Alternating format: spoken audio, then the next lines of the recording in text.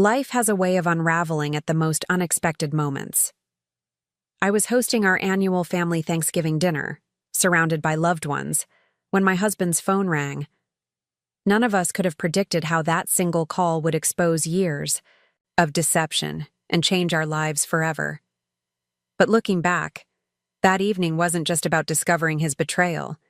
It was about how I turned his mistress's ultimatum into my own masterpiece of justice. Before we jump back in, tell us where you're tuning in from, and if this story touches you, make sure you're subscribed, because tomorrow I've saved something extra special for you. The warm aroma of roasted turkey and apple pie filled our Victorian home's dining room as I adjusted the crystal centerpiece on our mahogany table. November in Boston always felt magical, but this Thanksgiving promised to be extra special. My husband, Gregory, a prominent neurosurgeon at Massachusetts General Hospital, had finally managed to get the entire holiday off for the first time in 15 years of marriage. Our children, James, 14, and Sophie, 12, were actually dressed, up without complaint, excited that their father would be present for the whole celebration. My in-laws, Richard and Eleanor Mitchell, had flown in from Seattle, and my sister Kate had driven up from New York with her husband David. Everything was perfect, down to the vintage Bordeaux breathing in the crystal decanter, Gregory's favorite. I'd spent weeks planning this dinner, determined to create the kind of Norman Rockwell moment we'd never quite managed to achieve with Gregory's demanding schedule. As chief of neurosurgery, he was always on call, always needed for one emergency or another. But not tonight. Tonight was about family. "Diana, the table looks stunning," Eleanor praised, placing her hand on my shoulder. My mother-in-law had always been my biggest supporter, teaching me all the family recipes when Gregory and I first married. "Gregory's favorite cornbread stuffing?" "Of course," I smiled, adjusting my name card. "And your secret cranberry sauce recipe." The doorbell chimed, and James rushed to answer it. "Aunt Maria's here," he called out. My younger sister entered, bringing a gust of cold air and her signature enthusiasm. As a successful art gallery owner in Boston's South End, Maria had an eye for beauty that showed in everything she did, including the elegant bottle of champagne she was carrying, for I. "Later," she winked, hugging me tight. "When we're celebrating having the mighty surgeon actually sit through an entire meal." Gregory emerged from his study, impeccable in his charcoal sweater and tailored slacks. Even after 15 years, he still took my breath away. Distinguished gray at his temples, strong jaw, and those intense green eyes that had captured my attention at that medical fundraiser where we'd first met. He was checking his phone, always checking his phone, but slipped it into his pocket when he saw his mother. "Mom?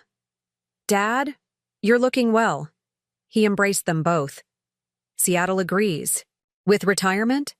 Better than these Boston winters," Richard chuckled, but his eyes were sharp behind his glasses.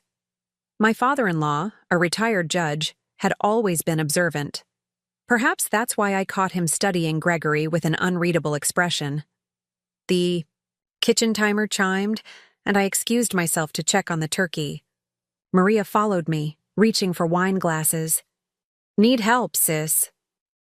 "Everything's under control," I assured her, opening the oven to baste the perfectly golden bird. "I just want tonight to be special." "Because Gregory's actually here?" Maria's tone was carefully neutral, but I knew what she wasn't saying. She'd been increasingly concerned about Gregory's long hours, his missed family events, the way he seemed more distant lately. But I'd defended him. His work was important, he was saving lives, and tonight would prove that family still came first. The dining room filled with conversation and laughter as everyone took their seats. Gregory sat at the head of the table, with me to his right and James to his left. Sophie sat beside her brother, already deep in conversation with her Aunt Kate about her latest school play. The turkey was carved, wine was poured, and for a moment, everything felt perfect. Before we eat, Gregory stood, raising his glass. "I want to thank my beautiful wife for bringing us all together. Diana, You've always been the heart of this family, and I— His phone rang. The sound cut through the warm atmosphere like a knife. Gregory's face changed, just for a second, before he reached for his pocket. Sorry, I should check if it's the hospital. Gregory, Eleanor started, but he was already looking at the screen. What happened next seems almost surreal in my memory. Gregory's face drained of color. He excused himself, stepping into the hallway, but not before I caught a glimpse of the caller ID, Victoria P. The conversation at the table continued, but I felt a shift in the air. Richard was watching the doorway where his son had disappeared, his expression darkening. Maria caught my eye, raising an eyebrow in silent question. 5 minutes passed, then 10. Should we start? Sophie asked, eyeing the cooling food. We'll wait for your father, I said firmly, but something cold was settling in my stomach. Through the dining room's stained glass windows, I could see the sun setting, casting long shadows across our perfectly set table. Finally, Gregory returned. His face was composed, but I'd been married to him long enough to recognize the tension in his jaw, the slight tremor in his hands as he picked up his wineglass. Everything okay, Dad? James asked. Just a consultation, Gregory replied smoothly. Too smoothly. Where were we? We began passing dishes, but the easy atmosphere had evaporated. I watched as Gregory pushed food around his plate, checking his phone under the table every few minutes. Eleanor tried to engage him about the hospital's new neurology wing, but his responses were distracted. Then his phone buzzed again, a text this time. Gregory read it, and I saw something I'd never seen before. Fear in his eyes. Diana. His voice was strained. Could you join me in the kitchen for a moment? The voices at the table hushed.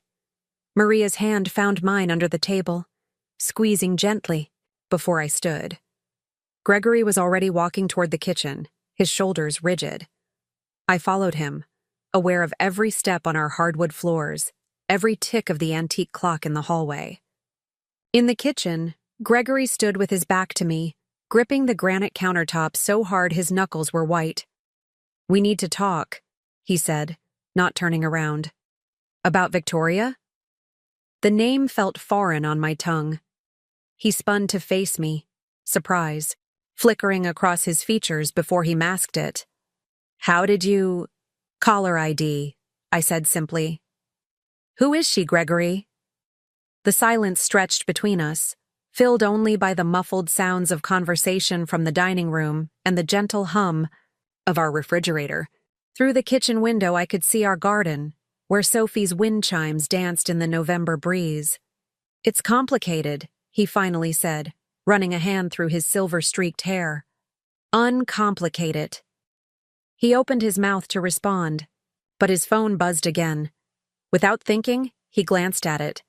I was close enough to read the message that flashed across the screen. They need to know. Tell her now, or I will. I'm done waiting. Gregory? My voice was steady, surprising even me. What exactly does Victoria need everyone to know? He looked at me then, really looked at me, for what felt like the first time in months. She's moving in. The words hung in the air between us, absurd in their simplicity. Moving in, I repeated, certain I'd misheard. To our house. She's pregnant, Diana. 3 months along. He said it quickly like ripping off a bandage, but his eyes never left his phone. Preparing and narrating this story took us a lot of time, so if you are enjoying it, subscribe to our channel. It means a lot to us. Now back to the story. The kitchen suddenly felt too small, too warm. Through the doorway, I could see our family. At the table, James showing his grandfather something on his phone, Sophie laughing at one of Maria's jokes, Eleanor adding more cranberry sauce to her plate. Our perfect Thanksgiving tableau, about to shatter. How long? I asked, surprised by how calm I sounded. Diana, please. How? Long? He deflated, leaning against the counter. 2 years. She was a pharmaceutical rep. We met at a conference in Chicago. 2 years. 2 years of lies, of late-night emergencies, of missed family dinners and school plays and anniversary celebrations. 2 years while I'd defended him to Maria, to our children, to myself. His phone buzzed again. Another text from Victoria. "Time's up. I'm calling the house phone in 5 minutes. They all deserve to know." I looked at my husband. This man I'd loved for 15 years, the father of my children, the person I'd built my life around, and saw a stranger. But more than that, I saw a coward. "Well," I said, smoothing down my silk blouse, "we shouldn't keep everyone waiting, especially not Victoria." Gregory's eyes widened. "What are you doing?" I was already walking back to the dining room, my heels clicking on the hardwood floors. Behind me, I heard Gregory's hurried footsteps, his whispered pleas for me to wait, to let him explain, to handle this privately. But I'd had enough privacy, enough of secrets. The landline phone sat on its cradle in the corner of the dining room, next to my grandmother's antique secretary desk. As I took my seat at the table, I kept my eyes on that phone, counting down the minutes until Victoria would make good on her threat. "Everything okay?" Maria asked, her eyes sharp with concern. I picked up my wine glass, taking a long sip of the Bordeaux that Gregory had insisted on serving. "Oh, yes," I smiled, watching my husband sink into his chair, his face ashen. "Everything's about to become very clear." The phone began to ring. The antique telephone's ring echoed through our dining room like a death knell. 6 pairs of eyes darted between the phone and Gregory, who sat frozen in his chair, wineglass suspended halfway to his lips. I watched him debate whether to leap for the phone, to prevent what was coming. But he didn't move. He couldn't. Not with everyone watching. "I'll get it," Sophie offered cheerfully, starting to rise from her chair. "No," I said calmly, setting down my wine glass. "I think I should take this call. After all, Victoria's been so eager to speak with all of us." Gregory's glass clattered against the table, red wine sloshing dangerously close to Eleanor's cream-colored sleeve. Maria's eyes narrowed at my words, her gallery owner's instinct for drama kicking in. My father-in-law Richard leaned forward, his judicial demeanor sliding into place. I stood, smoothing my black cocktail dress, the one Gregory had bought me for our anniversary last year, though now I wondered if he'd been with her that day too. My heels clicked against the hardwood as I crossed to the phone, each step measured and deliberate. "Diana." Gregory's voice was strangled. "Please." I lifted the receiver on the 4th ring, pressing the speaker button. The whole family deserved to hear this. "Mitchell residence," I said pleasantly, as if this were any other Thanksgiving evening. "Is Gregory there?" The voice was young, confident, with an edge of impatience. "It's Victoria. But I'm sure you already knew that, Diana." The room went deadly quiet. Sophie's fork clattered against her plate, the sound sharp in the silence. James looked between his father and me, confusion clouding his young face. "Yes, Victoria. Gregory's here. In fact, we're all here, having Thanksgiving dinner. Would you like me to introduce you to everyone?" "Diana, don't—" Gregory started to rise, but one look from his father stopped him cold. Perfect timing. Victoria's voice held a smile. "Since I'll be joining the family soon, I should meet everyone. Has Gregory told you all the happy news?" Eleanor's hand flew to her throat, clutching her pearls, a gesture I'd always found melodramatic until this moment. Kate reached for Sophie's, hand under the table, while David stared intently at his plate. "Which news would that be, Victoria?" I kept my voice steady. "That you've been sleeping with my husband for 2 years? Or that you're planning to move into my house?" The gasps around the table were almost orchestral in their variety. Maria muttered something that sounded like, "Son of a bitch," under her breath. James stood up so abruptly his chair toppled backward. "Dad?" His voice cracked on the word. "Or perhaps," I continued, watching Gregory's face crumble, "you'd like to announce that you're pregnant? 3 months along, I believe you said?" "You told her?" Victoria's voice lost some of its smugness. "That wasn't the plan, Gregory. You were supposed to wait." "He didn't tell me," I interrupted. "You did. With your perfectly timed call and your ultimatum. Very dramatic, by the way. I appreciate good theater." Through the speaker, we heard Victoria's sharp intake of breath. She hadn't expected this version of me. Calm, controlled, almost amused. She'd probably imagined tears, screaming, and a breakdown in front of my family. That's what Gregory would have told her to expect. Sweet, supportive Diana, who always put everyone else first. "Well," Victoria rallied, "since everything's out in the open, we can stop pretending. Gregory and I love each other. We're having a baby. And this charade of a marriage needs to end." "Charade?" Eleanor's voice shook with rage. "Young woman, do you have any idea—" "Mom, please." Gregory finally found his voice. "This isn't— I can explain everything." "Explain?" Richard's judicial tone could have frozen hell. "Please, son, explain how you've betrayed your wife, your children, your entire family. I'm fascinated to hear the justification," Sophie began, to cry quietly, turning her face into Kate's shoulder. James remained standing, his teenage frame vibrating with emotion. "How could you?" He spat at his father. "Mom's done everything for you. Everything." "James, honey," I said softly, "please sit down. Let's hear what Victoria has to say. After all, she's gone to such trouble to orchestrate this moment." "That's right," Victoria's voice hardened.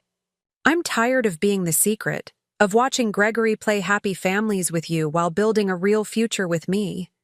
I'm moving in this weekend. I've already packed." A laugh escaped me, genuine, surprising even myself. "Moving in? Here? To my house?" "It's Gregory's house, too," Victoria snapped. "And he wants me there. Don't you, darling?" All eyes turned to Gregory, who looked like he might be sick on his mother's cranberry sauce. "Victoria, we discussed this. Not now, not like this." "Yes, Gregory," I cut in. "When exactly were you planning this? Which room would Victoria be taking? The guest room needs redecorating anyway, though I doubt the afternoon light would be good for morning sickness. Or were you thinking of giving her our master suite, the one where we've slept for 15 years? The cruel edge in my voice shocked even me. I'd never spoken to anyone like this, least of all in front of our children. But something had broken, loose inside me. Years of trust, of compromise, of putting everyone else's needs first, crumbling like sand. "Diana," Maria stood, moving to my side. "Maybe we should—" "No," I held up my hand. "Victoria clearly has more to say. Don't you, Victoria? More demands? More ultimatums?" Through the speaker, we heard papers rustling. "Actually, yes. I have documentation of all our time together, Gregory. Every trip, every gift, every promise you made. Diana should know what she's losing." "What I'm losing?" Another laugh bubbled up. "Victoria, sweetheart, I don't think you understand what's happening here." I turned to face my family, taking in their shocked faces, the half-eaten Thanksgiving dinner growing cold on my grandmother's china. James, looking so much like his father had at that age, but with a moral compass that clearly came from somewhere else. Sophie, her young face streaked with tears but her eyes fierce. Maria, my sister, already plotting revenge in her artistic soul. The Mitchells, their Seattle sophistication shattered by their son's betrayal. "You see, Victoria," I continued, "while you were busy planning your grand entrance, making demands about my home, my family, you forgot something crucial. You forgot to wonder why I seem so calm." Silence on the other end of the line. "Diana?" Gregory's voice held a note of fear I'd never heard before. What did you do? I smiled, reaching into the antique secretary desk beside the phone. I did what any curator would do when presented with suspicious provenance. I investigated. From the drawer, I pulled out a thick manila envelope. Would you like to know what I found, Victoria? While you were documenting your affair with my husband, you ever stop to check who else might be keeping records? What are you talking about? Victoria's confidence wavered. Janet from the hospital board sends her regards, I said pleasantly. She's been quite concerned about certain irregularities in the neurology department's funding, particularly those private research grants you helped secure through your pharmaceutical connections. Gregory's face went from red to white so fast I thought he might faint. You talked to Janet? Oh, Janet was just the beginning, I continued, pulling papers from the envelope. The hospital board, the medical ethics committee, the state licensing board. They've all been very interested in the relationship between Boston's top neurosurgeon and the pharmaceutical rep, who's been pushing experimental treatments through without proper protocols. You can't prove anything. Victoria's voice shook. Really? I laid out documents on the table, watching Gregory's eyes widen as he recognized the official hospital letterhead. Your company's internal audit team might disagree. They're particularly interested in those offshore accounts where the consulting fees have been going. Richard stood slowly, his legal mind processing the implications. Gregory, tell me you didn't— He did, I confirmed. And Victoria helped him hide it. Though I doubt she mentioned that part when she was planning to move into my house. The phone line crackled with Victoria's rapid breathing. Gregory, do something. But Gregory couldn't move. He was staring at the papers, evidence of every shortcut, every ethical breach, every dollar he'd taken in exchange for pushing certain medications through trials too quickly. You'll destroy his career, Victoria tried one last time. The father of your children— No, I cut her off. You and Gregory did that yourselves. I'm just making sure everyone knows exactly what kind of people you both are. I pressed a button.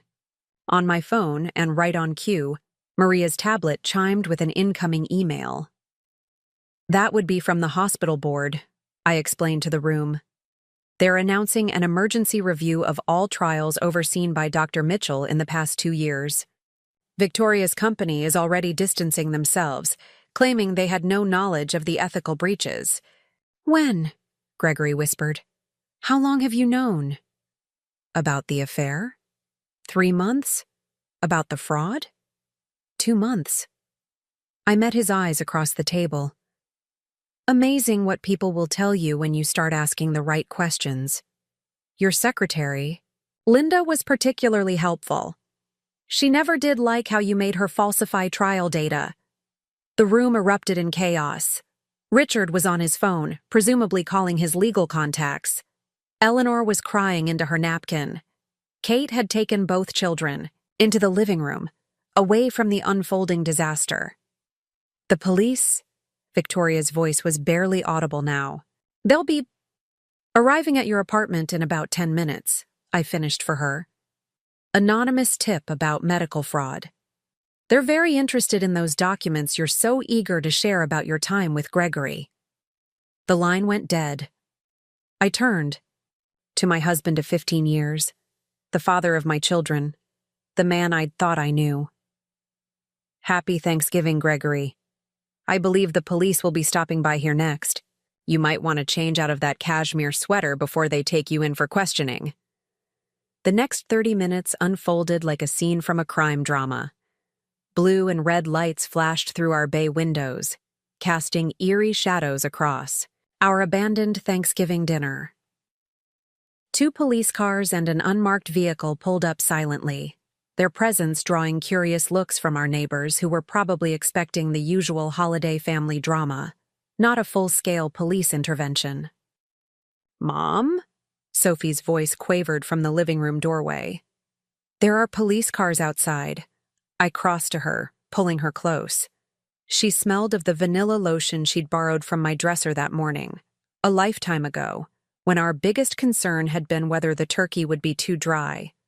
I know, sweetheart. Everything's going to be okay. I looked over her head at James, who stood rigid by the fireplace, his jaw set in a way that reminded me painfully of his father. Both of you, go upstairs with Aunt Kate for a while. No, James said firmly. I want to see this. The doorbell rang before I could argue. Maria reached it first, opening the door to reveal 2 detectives and a woman in a dark suit who introduced herself as Agent Chen from the FBI's Healthcare Fraud Unit. Gregory hadn't moved from his seat at the table, his hands flat against the mahogany surface as if trying to anchor himself to the last normal moment of his life. Richard stood behind him, no longer a father but a judge, his face grave as he watched the law enforcement officers enter his son's home. Dr. Gregory Mitchell? Agent Chen approached the table, her badge glinting under our dining room chandelier. We need to ask you some questions about certain irregularities in your clinical trials. He won't be saying anything without legal representation, Richard interjected, his voice clipped. Dad? Gregory finally spoke. I don't think... For once... In your life, listen to me, Richard snapped. These are serious allegations. Federal charges. Eleanor let out a small sob, quickly stifled by her monogrammed napkin. I watched my mother-in-law's carefully maintained world crumbling and felt a surprising surge of pity. She'd raised her son to be better than this. Mrs. Mitchell, Agent Chen turned to me. We'll need to ask you some questions as well. Of course. I gestured to my husband's study. We can speak there. Maria, would you... I'll stay with the kids, my sister nodded, already moving to gather James and Sophie close. The study felt different now, knowing what I knew. How many times had Gregory sat at that massive oak desk, making calls to Victoria while I slept upstairs? How many documents had he falsified on that laptop, pushing through trials without proper protocols because the pharmaceutical company was paying him too well to care about ethics? Agent Chen settled into one of the leather chairs while I perched on the edge of the desk.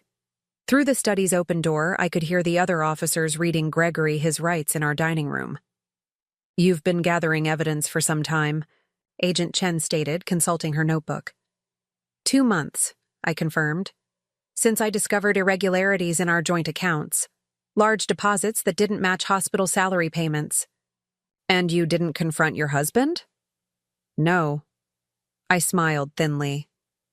I did what any good researcher would do. I dug deeper. I opened the bottom drawer of Gregory's desk, removing a second manila envelope, this one thicker than the one I'd shown earlier. Your office should have received an anonymous tip with copies of these documents, but here are the originals. Bank statements, emails between Gregory and Victoria's pharmaceutical company, internal memos about rushing trials through approval. Agent Chen leafed through the papers, her eyebrows rising slightly. This is comprehensive. I had help, I admitted. Linda, Gregory's secretary, had been keeping her own records. She felt guilty about the patients who'd been pushed into trials without full disclosure of the risks. And Janet from the hospital board, she'd suspected something for months, but couldn't prove it. Until you started asking questions. Amazing how many people want to talk when someone finally listens. I stood, moving to the window. In the street below, more unmarked cars had arrived. Victoria was careless. She kept everything: emails, hotel receipts, records of payments. She thought they were insurance, proof of their relationship. She never realized she was documenting the fraud. A commotion from the dining room drew our attention. Gregory's voice, raised for the first time I could remember. Diana, what have you done?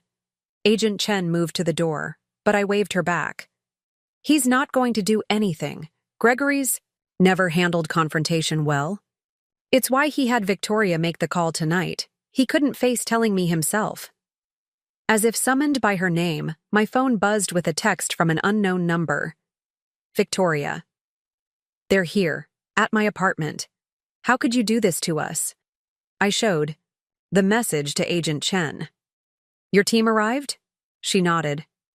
Ms. Peterson is being taken into custody as we speak. The pharmaceutical company is already cooperating, trying to minimize their exposure. Another text from Victoria. I'm pregnant. You can't do this. The pregnancy, Agent Chen glanced at her notes. Is it real? Yes. I moved back to the desk, opening another drawer. And thoroughly documented in the company's health insurance files. They've been covering her prenatal care, against policy, since she wasn't supposed to be involved with a doctor overseeing their trials. More evidence of the ethics breaches. Through the study windows, I watched a police car pull away. From our curb, presumably heading to Victoria's apartment. Our neighbors had given up pretending not to watch, gathering in small clusters on their pristine lawns. By morning, the story would be all over our exclusive suburb. The respected neurosurgeon, his pregnant mistress, the medical fraud scandal. Mrs. Mitchell, Agent Chen's voice softened slightly. This couldn't have been easy. Investigating your own husband, gathering evidence while maintaining normalcy at home. Actually, I turned back to her, it was surprisingly simple. Gregory never thought I'd look too closely at his work.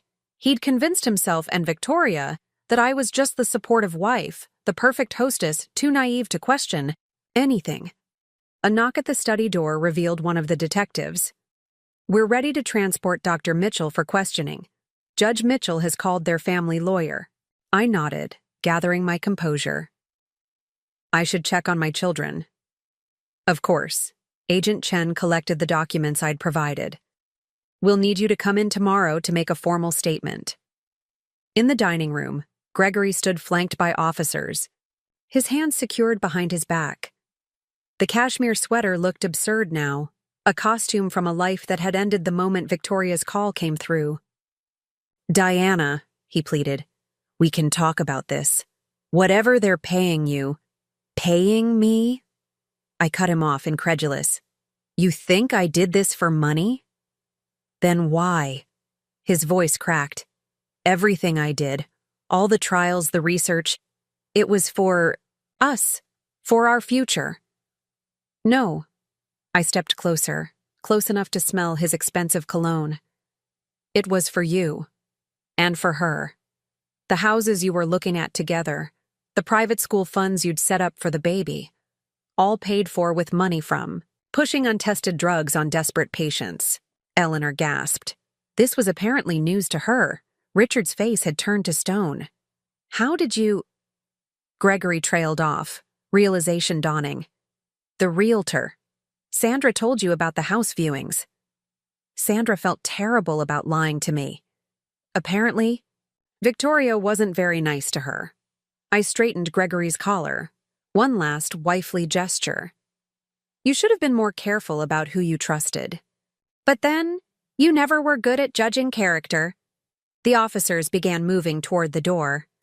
Our perfect Thanksgiving dinner sat abandoned on the table, food grown cold, wine glasses half empty. Through the hall, I could hear Sophie crying upstairs, Maria's gentle voice trying to comfort her. What about the children? Gregory asked, desperation creeping into his voice. What about our family? You should have thought about that before you started falsifying drug trials, I replied calmly. Or before you got your mistress pregnant. Take your pick. As they let him out, I noticed his phone on the table where he'd dropped it earlier. One last text from Victoria glowed on the screen. They're taking me in. Do something. But Gregory couldn't do anything anymore. His carefully constructed world of lies, personal and professional, was collapsing around him. By morning, the hospital would distance itself. His colleagues would deny knowledge of his actions, and Victoria's pharmaceutical company would throw them both under the bus to save their corporate reputation. I picked up his phone, sending one final message to Victoria. He can't help you now, and neither can I. Then I turned it off and handed it to Agent Chen. You'll want to add this to your evidence. I'm sure there's plenty more incriminating correspondence. As the last police car pulled away, our front yard finally cleared of official vehicles and curious neighbors. I stood in the foyer of my beautiful home, The home Gregory and I had built together. The home he'd planned to move his pregnant mistress into, and felt nothing but a profound exhaustion. Diana? Maria appeared at my side, her arm sliding around my waist. The kids are asking for you. I nodded, taking one last look at our ruined Thanksgiving tableau. Help me clear the table? No point letting good china sit out all night. Diana? Maria's voice cracked slightly. Stop. Just stop for a moment. You don't have to be strong right now. But I did. Because upstairs, my children were trying to understand why their father had been led away in handcuffs. Because somewhere across town, Victoria was learning that her dream of moving into my house, taking over my life, was ending in a jail cell. Because tomorrow, the story would break, and we'd all need to be ready for the fallout. I'll be strong. Later, I promised, squeezing her hand. Right now, I need to take care of my family. What's left of it, anyway. The night passed in a blur of quiet conversations and muffled sobs. Kate and David insisted on staying, helping Maria clean up the ruins of our Thanksgiving dinner, while I sat with the children in Sophie's room. James hadn't spoken since the police left, but his presence on the window seat, knees drawn up to his chest, was a silent sentinel of support. Sophie alternated between tears and questions I couldn't fully answer. "Where will Daddy sleep tonight?" she asked, clutching her favorite stuffed rabbit, a gift from Gregory last Christmas. Another lie, I realized now. He'd been with Victoria. That Christmas morning, claiming an emergency surgery. The police need to ask him some questions, I explained, stroking her hair. It might take a while. Because he hurt people? James's voice was rough with emotion. With the medicine stuff? I met my son's eyes, seeing understanding beyond his 14 years. Yes, he made some very bad choices at work, and he hurt people who trusted him. Like, he hurt you? Sophie's question pierced my heart. That's different, sweetheart. But was it? Trust betrayed was trust betrayed, whether in medicine or marriage. Around midnight, Richard and Eleanor finally left for their hotel, unable to stay in the house where their son's life had imploded. Eleanor hugged me fiercely, whispering, "We had no idea about any of it." "I know," I assured her, though part of me wondered how they'd missed the signs. The expensive gifts, the sudden interest in private school endowments, the subtle changes in their son's behavior. After everyone left, I found myself in Gregory's study, surrounded by the remnants of his carefully constructed facade. Medical journals lined the shelves, their spines bearing titles that once impressed dinner guests, but now seemed like props in an elaborate play. On his desk, family photos smiled up at me. Moments frozen in time when we'd been happy, or when I'd thought we were happy. My phone buzzed continuously with texts and calls from friends who'd seen the police cars, who'd heard rumors, who couldn't wait until morning to satisfy their curiosity. I turned it off. Tomorrow would come soon enough, with its demands for explanations and its harsh spotlight of public scrutiny. Around 2 a.m., Maria found me there, still sitting in Gregory's leather chair, staring at nothing. "The kids are finally asleep," she said, perching on the desk. Kate gave Sophie one of her anxiety pills, half a dose. James is in his room, pretending to play video games, but probably just processing. I nodded, too tired to form words. "Diana," Maria leaned forward. "What you did? Gathering all that evidence, staying quiet for months while you built the case. How did you do it?" A bitter laugh escaped me. "Would you believe it started with a coffee cup?" "What?" 3 months ago, I was sorting laundry and found a coffee. Receipt in Gregory's coat pocket, from a place in New York, dated on a day he was supposedly at a conference in Chicago. I traced the edge of his desk calendar. Such a small thing. But it made me look closer. At everything. Maria waited, letting me tell the story at my own pace. Once I started looking, the inconsistencies were everywhere. Conference dates that didn't match his credit card charges, phone calls that ended abruptly when I entered the room. And the hospital finances? I shook my head. Linda, his secretary, she'd been keeping a separate set of books. She knew something was wrong with the trial protocols, but she was afraid to come forward. Until you gave her a chance. Until I gave her proof that she wasn't crazy, that someone else saw it too. I stood, moving to the window. The street was quiet now, no more police cars or curious neighbors.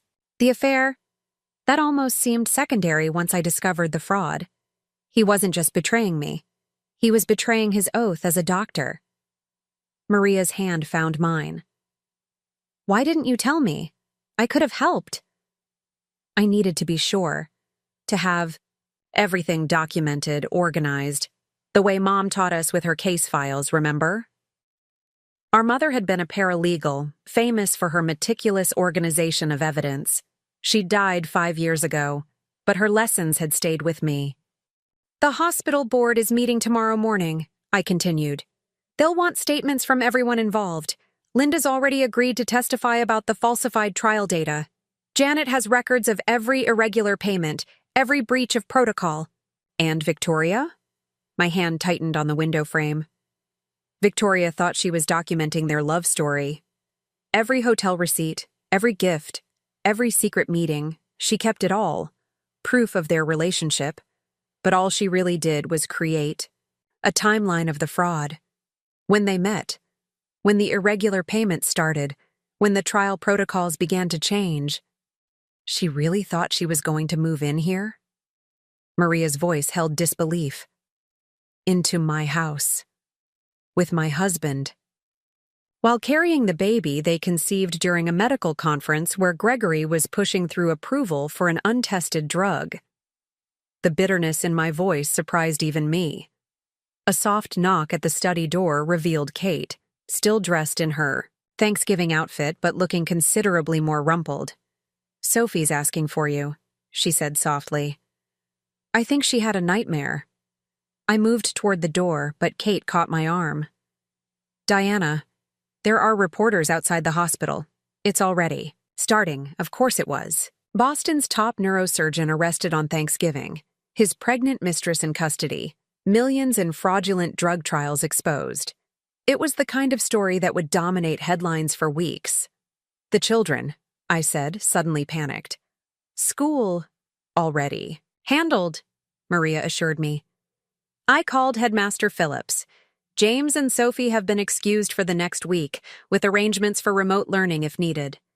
I sank back into Gregory's chair, overwhelmed by the practical details of our unraveling life. The hospital will suspend his privileges. The mortgage, our accounts, are already separated, Maria finished. Remember, you did that last month when you first took the evidence to the FBI. The house is in your name. Your accounts are protected. She was right. I had prepared for this, methodically and thoroughly. But somehow the reality of it felt different from the planning. Upstairs, Sophie's cry pierced the late-night silence. I rose automatically, mother's instinct overriding everything else. Diana? Kate called after me. What are you going to tell? Them? About their father? I paused at the study door. The truth, that their father made terrible choices, that he hurt people who trusted him, that sometimes the people we love aren't who we thought they were. And about the baby? Maria's question was gentle but unavoidable. The baby, Gregory and Victoria's child, who would be born in a prison hospital while both parents faced federal charges. My children's half-sibling, conceived in betrayal and corruption. One truth at a time, I said finally. Right now they need to understand that none of this is their fault, that what Gregory and Victoria did, all of it, was about their own selfishness, not about our family. As I climbed the stairs to Sophie's room, my phone buzzed one final time before dying. A text from an unknown number, probably Victoria. using her one phone call to make one last attempt at what? Threats? Pleading? Explanations? It didn't matter anymore. Tomorrow would bring its own challenges. Reporters, lawyers, hospital board meetings, curious neighbors, judgmental school parents. But tonight, my children needed their mother. Not the woman who had meticulously gathered evidence for months. Not the wife who had exposed her husband's crimes, but just their mom. I pushed open Sophie's door, where my daughter's tear-stained face turned toward me in the soft glow of her nightlight. "Mom?" "I'm here, sweetheart," I said, settling onto her bed. "I'm right here." And I was. Stronger than Gregory had ever suspected, more resilient than Victoria had calculated, and ready to protect what really mattered. Not the perfect facade we'd maintained for so long, but the truth that would set us all free. Dawn broke over Boston with merciless clarity, bringing with it the first wave of media coverage. I sat in the kitchen, clutching a cup of untouched coffee, watching the early morning news transform my private nightmare into public spectacle. Breaking news in the medical community. The anchor's voice filled our silent kitchen. Prominent. Neurosurgeon Dr. Gregory Mitchell of Massachusetts General Hospital has been arrested on charges of medical fraud and ethics violations. Sources say Dr. Mitchell, along with pharmaceutical representative Victoria Peterson, is accused of falsifying clinical trial data. Maria muted the TV before they could show Gregory's official hospital photo, or, worse, a shot of our house with police cars in the driveway. "You don't need to watch this," she said, sliding into the chair beside me. "Yes, I do." I unmuted the television. "We need to know what they're saying, what the children might hear." The story was expanding by the minute. Gregory's arrest, Victoria's involvement, the scope of the fraudulent trials. Each new detail sparked fresh waves of texts and calls from people I'd thought were friends, their concern barely masking their hunger for gossip. Dr. Mitchell's wife, Diana Pierce Mitchell, was instrumental in uncovering the fraud, the reporter continued. Sources say Mrs. Mitchell gathered evidence over several months. My phone buzzed with an incoming call. Janet from the hospital board. "Diana? The emergency meeting starts in an hour. Will you be there?" I glanced at the kitchen. Clock, 7:15 a.m. Has it really been only 12 hours since Victoria's call disrupted our Thanksgiving dinner? "I'll be there," I assured her. "Have the pharmaceutical company representatives arrived?" "Their entire legal team landed an hour ago." Janet's voice dropped. "They're trying to distance themselves from Victoria, claiming she acted without authorization. But your evidence shows they knew exactly what was happening," I finished. "The payment records prove it." After ending the call, I forced myself to eat a piece of toast, knowing I'd need strength for the day ahead. Kate appeared in the doorway, already dressed for battle in one of her court suits. My sister-in-law never went anywhere unprepared. "The children are still sleeping," she reported. "David's staying with them while we're at the hospital.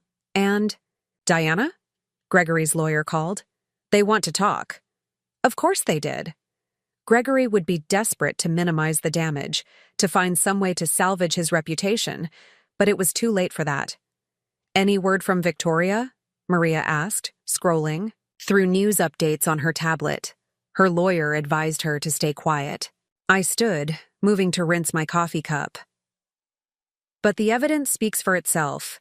Every trial she helped push through, every payment she facilitated, it's all documented. Upstairs, a door creaked open. James's footsteps, then Sophie's lighter ones. My children facing their first morning in a world where their father was a criminal? "Mom?" James appeared in the kitchen, still in his pajamas but with eyes that had aged years overnight. "It's all over the internet. My friends are texting." I crossed to him, pulling him close despite his teenage resistance to hugs. "I know, honey. We'll deal with it together." Sophie trailed in behind him, her face puffy from crying. Everyone will know? Yes, I said honestly. But remember what we talked about last night? None of this is your fault. Your father and Victoria made their choices. Bad choices. But that has nothing to do with who you are. Maria squeezed Sophie's shoulder.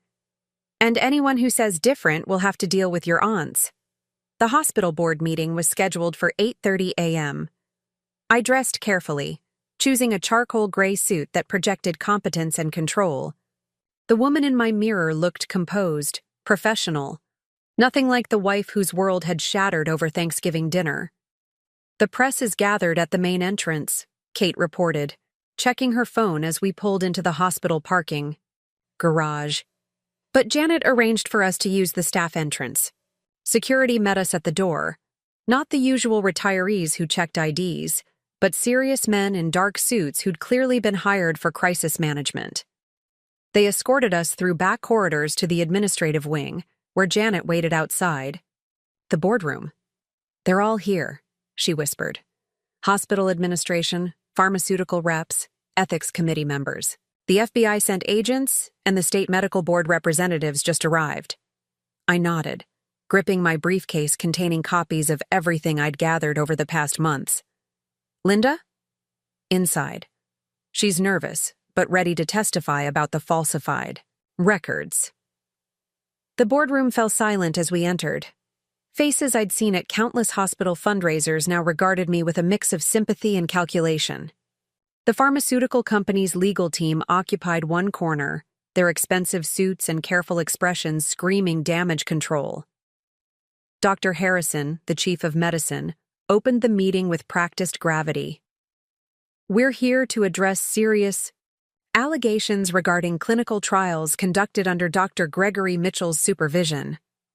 For the next 2 hours, I listened as my evidence was presented, explained, analyzed. Linda's hands shook as she described how Gregory had pressured her to alter trial data, to hide adverse reactions, to push through approvals without proper protocols. And these payments? The FBI agent held up bank statements. Regular deposits, 2 offshore accounts tied to trial approvals. Dr. Mitchell said they were consulting fees. Linda's voice was barely audible. But they always came right after he approved moving trials to the next phase, even when patients were showing complications. The pharmaceutical representatives shifted uncomfortably as their own internal emails were displayed, messages showing they knew about the rushed trials, the hidden side effects, the kickbacks disguised as consulting fees. Mrs. Mitchell, Dr. Harrison turned to me. When did you first suspect something was wrong? I met his gaze steadily. When patients started dying. The room went still.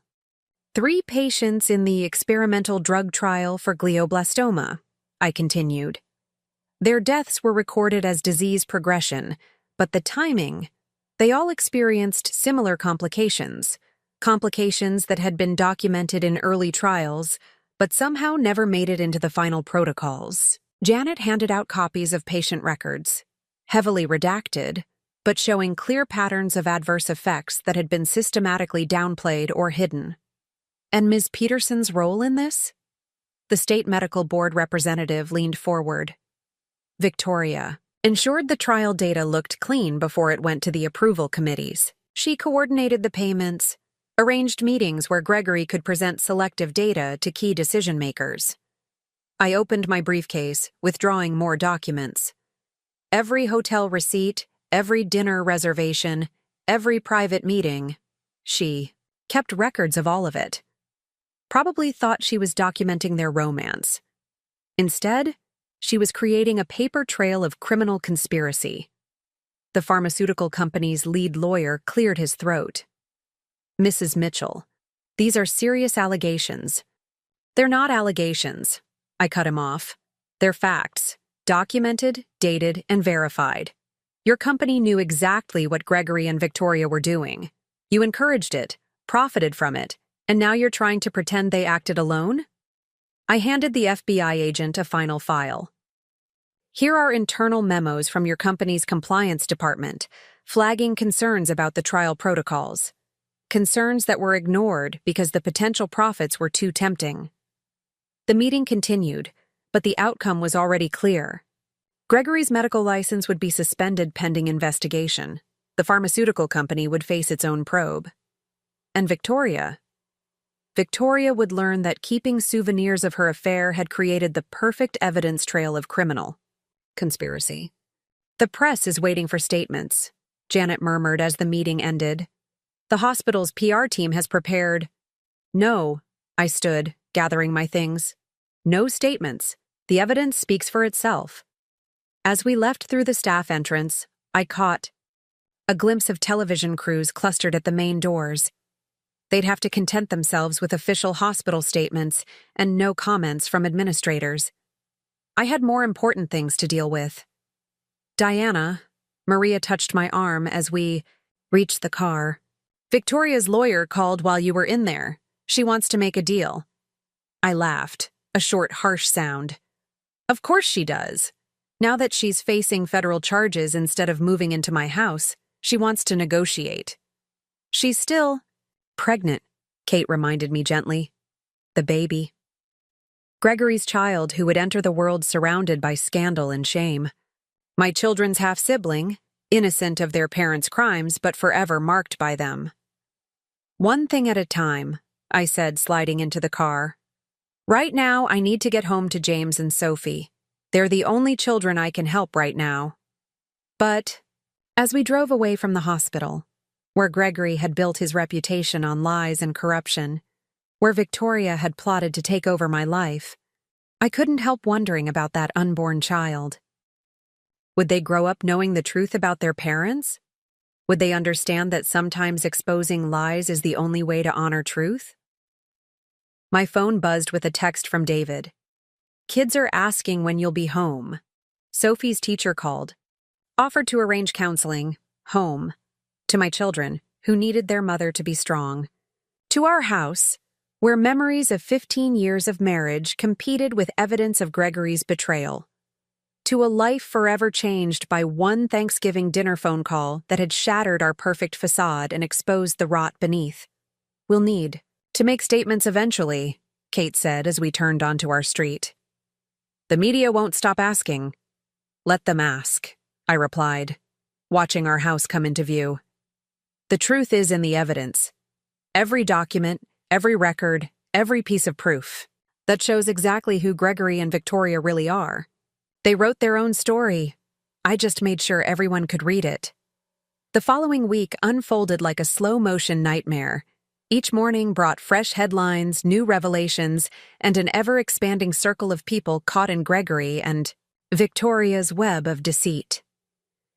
"Second pharmaceutical company linked to Mitchell fraud case," Maria read from her tablet over breakfast. "Federal investigators examining connections to multiple drug trials." I was spreading peanut butter on Sophie's toast, trying to maintain some semblance of normalcy while our world crumbled publicly. James hadn't gone to school all week, instead attending classes virtually from his room. His teachers had been understanding, but I could see the toll it was taking on him. "Mom?" Sophie pushed her breakfast around her plate. "Lily texted me. She wants to know if I'm coming to her birthday party next weekend." My heart clenched. Lily was her best friend, but her mother was on the hospital board. Would she still want Sophie around, now that Gregory's crimes were public knowledge? "Do you want to go?" I asked carefully. Sophie shrugged, a gesture that spoke volumes. "Maybe not." The doorbell rang. Another reporter trying to get a statement, probably. We'd disconnected our landline after the first day of constant calls, but determined journalists still found ways to reach us. Maria checked the security camera we'd installed. "It's Linda." Gregory's secretary stood on our porch, clutching her purse like a shield. She looked smaller somehow, without her usual professional armor. "I hope it's okay that I came," she said when I opened the door. I needed to tell you something about Victoria." I led her to the kitchen where Maria was already pouring coffee.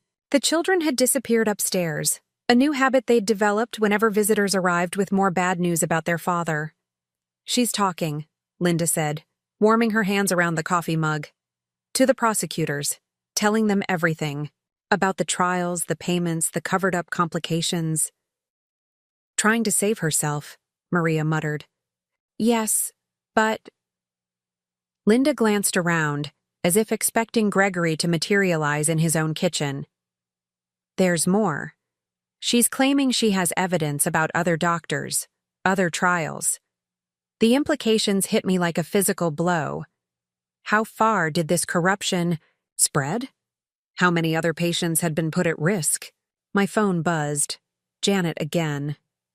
Diana? The FBI is expanding their investigation. They're looking at every trial Gregory supervised in the past 5 years. Every doctor he worked with, every pharmaceutical rep who came through his department. Closed my eyes, remembering hospital fundraisers where Gregory had introduced me to his colleagues. How many of them had been involved? How many had known? There's something else, Linda said quietly. About the baby. Maria's hand found mine under the table.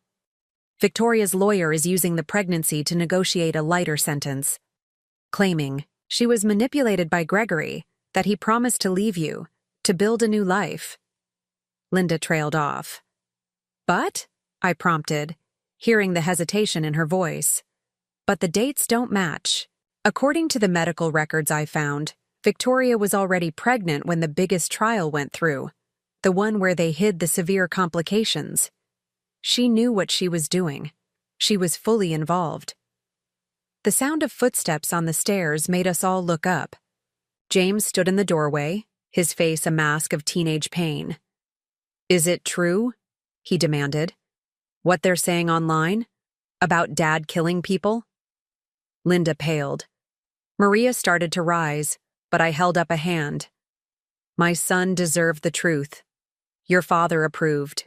Drugs for trials without proper testing, I explained carefully. He hid information about dangerous side effects, and yes, some patients died because they didn't have all the facts when they agreed to the treatments. James absorbed this, his jaw working. And Victoria, she helped him? She helped arrange it, made sure the dangerous information didn't reach the right people, got him paid for doing it. While she was pregnant, he said flatly. With their... Yes. He turned and walked away, his footsteps heavy on the stairs. A door slammed, above us. Linda set her coffee cup down with trembling hands. I should go. The FBI wants me to review more files this afternoon. After she left, Maria and I sat in silence, listening to the sounds of our broken family. Sophie's music playing faintly from her room, James's muffled pacing overhead. Diana, Maria finally spoke, what are you going to do about the baby?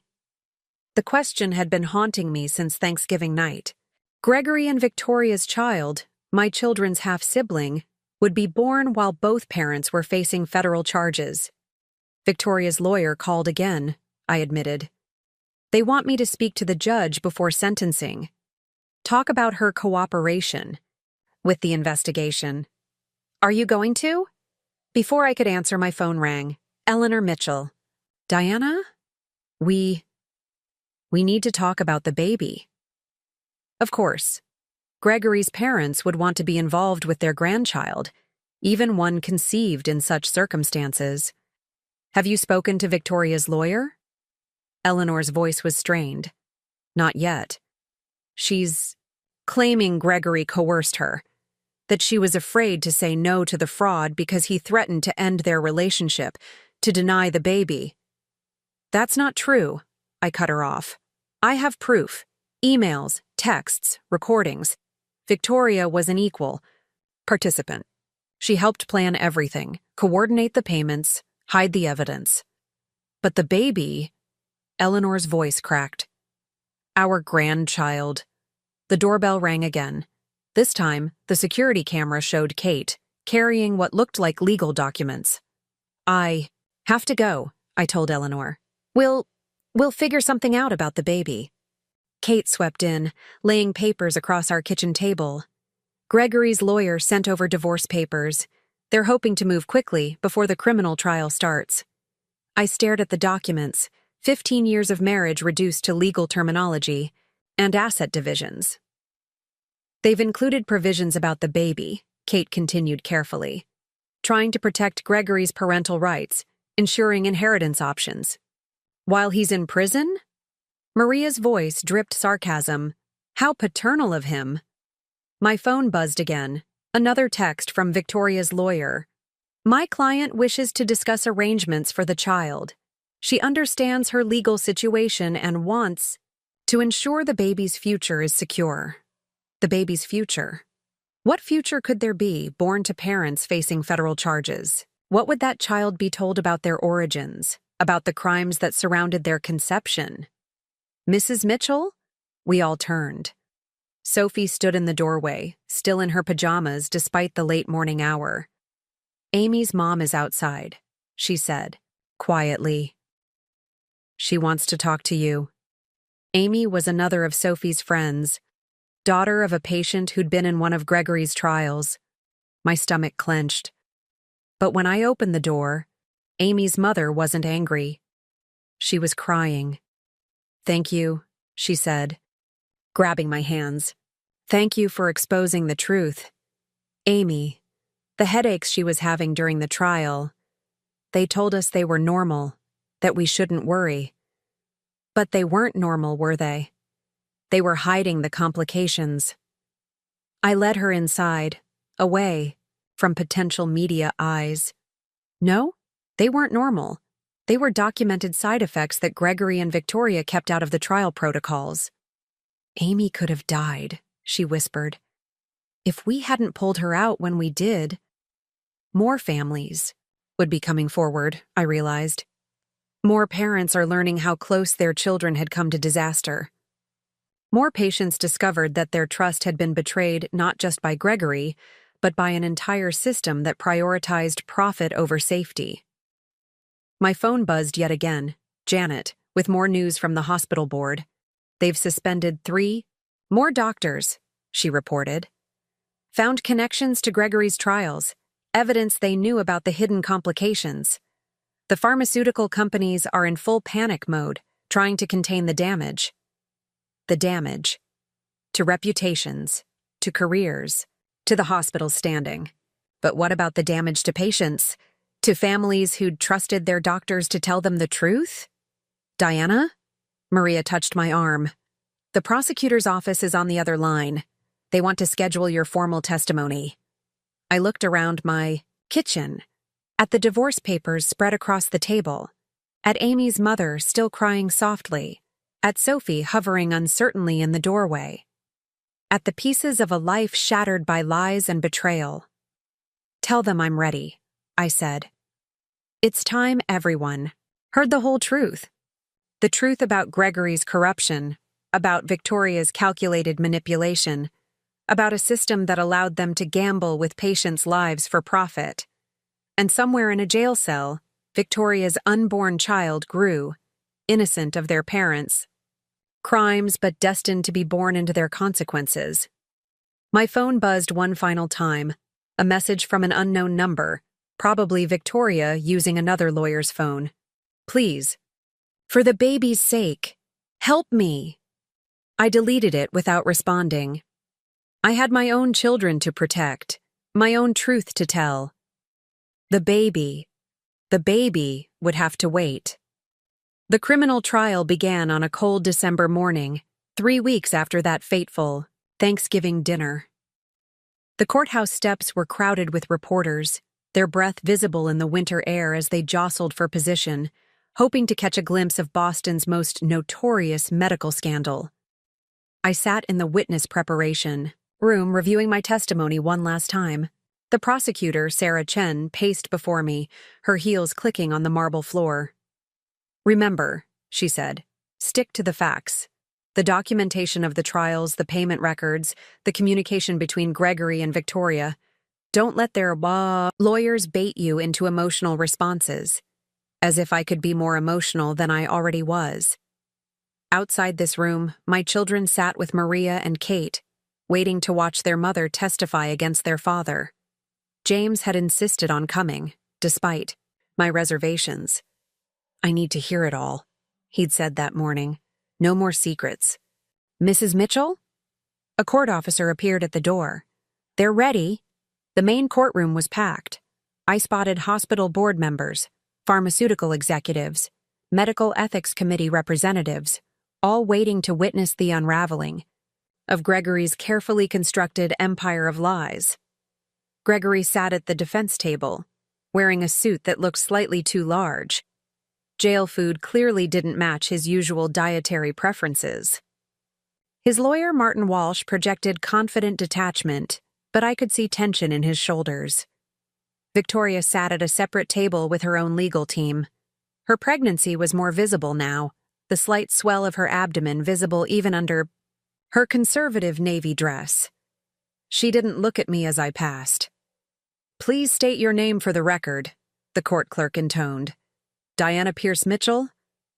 And your relationship to the defendants? A loaded question if ever there was one. I am Gregory, Mitchell's wife. Or I was, until the divorce papers were finalized yesterday.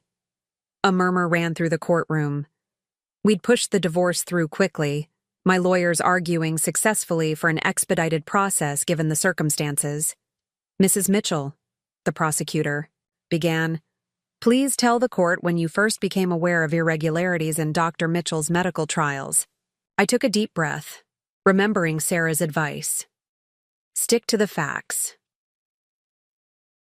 3 months ago, I found discrepancies in our financial records. Large deposits that didn't match hospital salary payments. That led me to investigate further, and I discovered communications between Gregory and Victoria Peterson regarding clinical trial protocols. What kind of communications? Emails, texts, and recorded conversations discussing how to modify trial data, how to hide adverse reactions, how to fast-track approvals without proper safety protocols. Walsh objected, claiming hearsay, but was overruled when Sarah produced the certified copies of all communications. And the payments? Sarah prompted. Regular deposits to offshore accounts, coordinated by Victoria through her pharmaceutical connections. Each payment coincided with trial approvals or protocol modifications. For the next 2 hours, I laid out the evidence I'd gathered. Every document, every recording, every piece of proof showing how Gregory and Victoria had systematically compromised patient safety for profit. The prosecution enters into Evidence Exhibit 47, Sarah announced, displaying emails on the courtroom screens. Communications between Dr. Mitchell and Ms. Peterson discussing the concealment of severe complications in the glioblastoma trial. I heard gasps from the gallery as the emails appeared.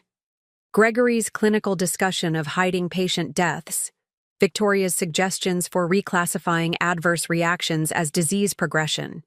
They knew, I said, my voice steady.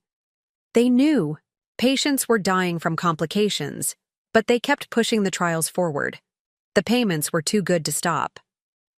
Victoria's lawyer stood for cross-examination, his expensive suit a sharp contrast to his client's prison-approved attire. Mrs. Mitchell, isn't it possible you've misinterpreted these communications? Perhaps seeing conspiracy where there was only normal professional interaction? Normal professional interaction doesn't require offshore accounts, I replied. Or falsified death certificates. He changed tactics.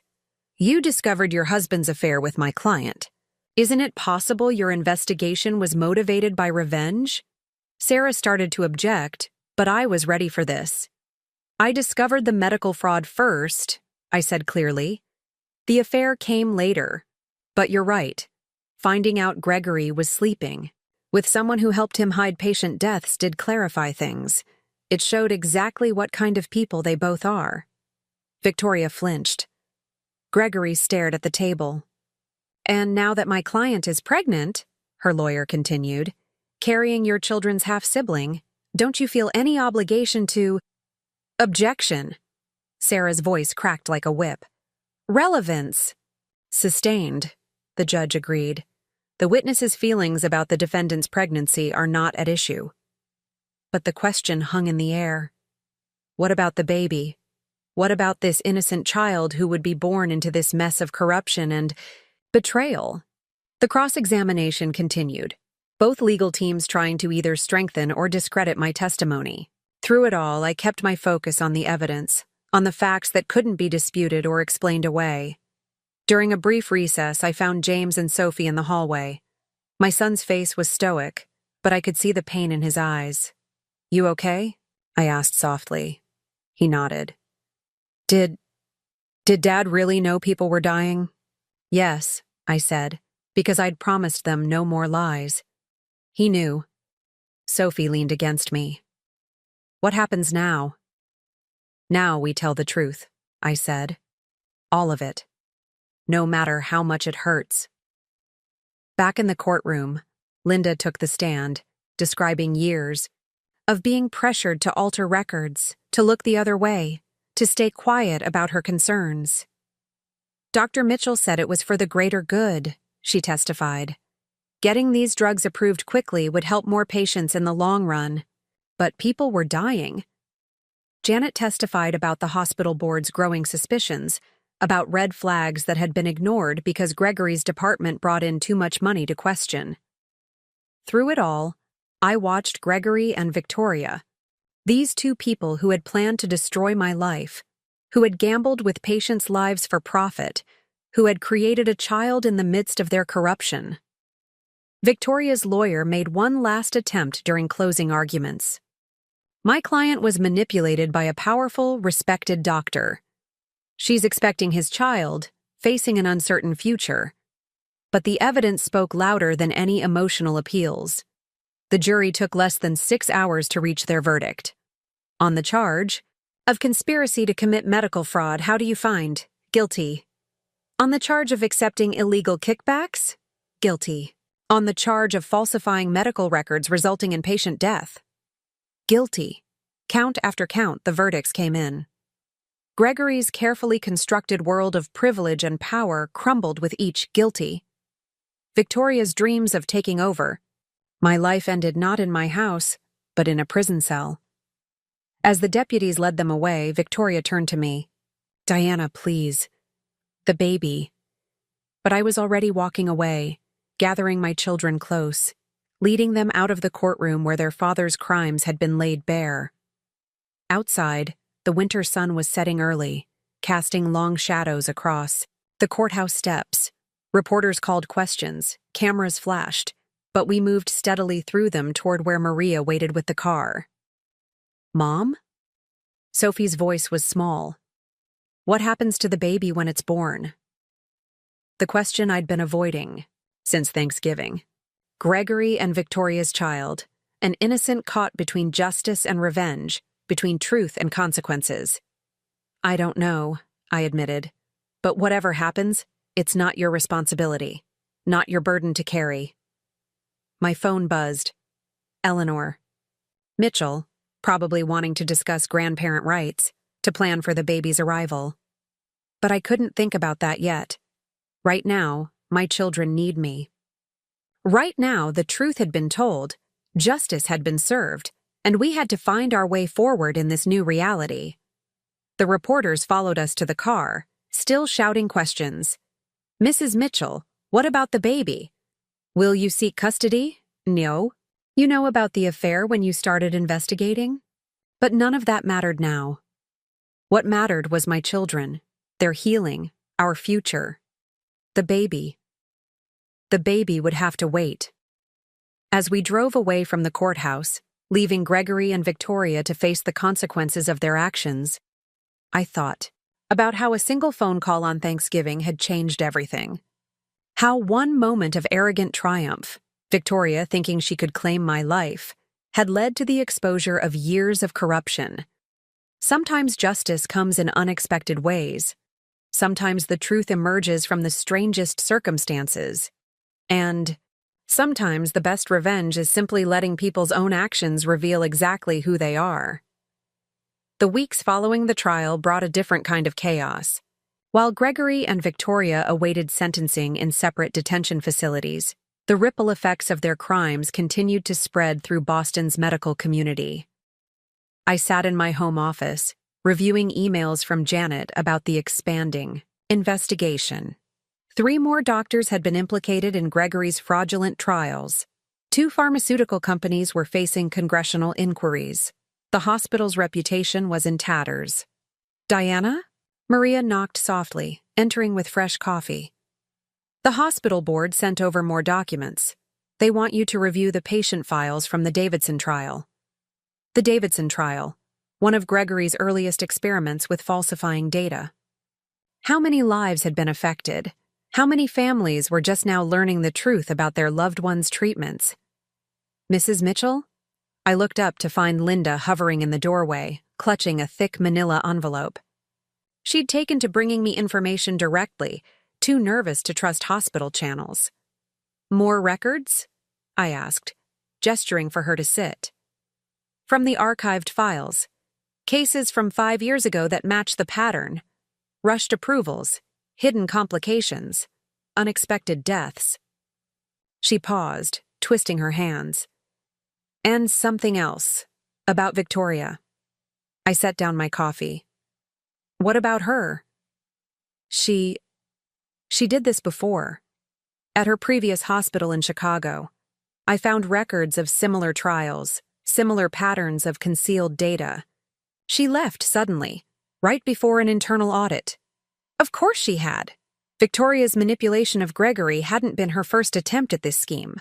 She'd perfected it elsewhere, learned how to exploit doctors' egos and ambitions. My phone buzzed. A text from Kate. "Gregory's lawyer reached out. He wants to make a deal before sentencing." Another buzz. Janet. 2 more pharmaceutical. Reps have come forward. They say Victoria approached them about similar arrangements with other doctors. The scope of the corruption was staggering. How many patients had been affected? How many lives had been risked for profit? "Mom?" James stood in the office doorway, his school backpack slung over one shoulder. He'd finally returned to in-person classes, facing the whispers and stares with remarkable strength. "There's a woman outside. She says she needs to talk to you about Dad's trials." Through the front window, I could see a middle-aged woman pacing on our porch, clutching what looked like medical files. "Patricia Wilson," Linda said quietly, recognizing her. "Her husband was in the glioblastoma trial. He didn't make it." I nodded to Maria. "Show her in. She deserves answers." Patricia Wilson's hands shook as she spread her husband's medical records across my desk. "They said the treatment was safe," she whispered. "Dr. Mitchell said the early trials showed promise, minimal side effects." "But there were side effects," I finished gently. "Severe ones. They just hid them from the approval committees." "Tom trusted him. We both did." Her voice cracked. "The headaches, the seizures, they said it was disease progression. Normal for glioblastoma patients. But it wasn't, was it?" "No," I confirmed, pulling out the real trial data from my files. "These symptoms were documented in early trials. Gregory and Victoria knew the risks, but the pharmaceutical company was paying too well to stop." Patricia stared at the documents, at the evidence of how her husband's death had been classified, hidden, used to push through more trials. "The police," she said finally. "The prosecutors. They want me to testify at the sentencing hearing. Tell the judge what happened to Tom." "You don't have to," I assured her. "The evidence is clear enough." "Yes, I do." She straightened, grief hardening into resolve. "People need to know what they did, all of it." After she left, I found James still hovering nearby, having heard everything. "How many?" he asked. "How many people did Dad—" "We don't know yet," I admitted. "The investigation is still ongoing. But each day brings more cases, more families like Mrs. Wilson." My phone buzzed again, Eleanor Mitchell calling for the 3rd time today. I let it go to voicemail, knowing she wanted to discuss Victoria's pregnancy, the baby's future, and the family's legacy. The baby. Victoria was 7 months along now, her due date approaching while she sat in a detention center, awaiting sentencing. The child would be born into this mess of corruption and consequences, carrying the weight of their parents' crimes. Diana? Kate appeared, legal documents in hand. Gregory's lawyer sent over the updated plea agreement. He's willing to testify about other doctors involved and provide evidence about the pharmaceutical company's knowledge. In exchange for what? Reduced sentence. And... She hesitated. He wants visitation rights. With the baby. Of course he did. Even now, Gregory was trying to negotiate, to minimize consequences, to maintain some control over the situation. What about Victoria? Maria asked. Is she still claiming she was manipulated? No, Linda answered, surprising us all. She's talking. About everything. Other hospitals, other doctors she approached. It's like once the truth started, coming out she couldn't stop. My phone buzzed yet again. Janet with more news from the hospital board. Third pharmaceutical company implicated. Stock prices are falling. Board members resigning. The dominoes were still falling, each revelation leading to more exposure, more consequences.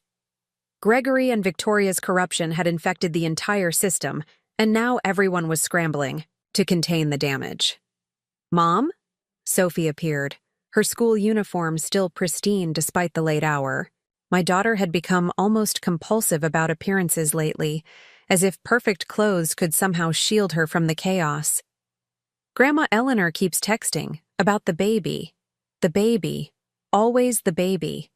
This unborn child who had become the center of everyone's concern, the focus of negotiations and legal maneuvering. What do you think? I asked Sophie gently. About having a half-sibling? She twisted her charm bracelet, a nervous habit she'd developed since Thanksgiving. Will they be like Dad? Like Victoria? No, sweetheart. They'll be their own person, innocent of everything their parents did. But they'll know, won't they? About what happened? About the people Dad hurt? Before I could answer, my phone buzzed with a new message, this time from Victoria's lawyer. Client requesting meeting. I want to discuss the baby's future. Willing to provide more evidence in exchange for your involvement. Always negotiating. Always trying to manipulate situations to their advantage.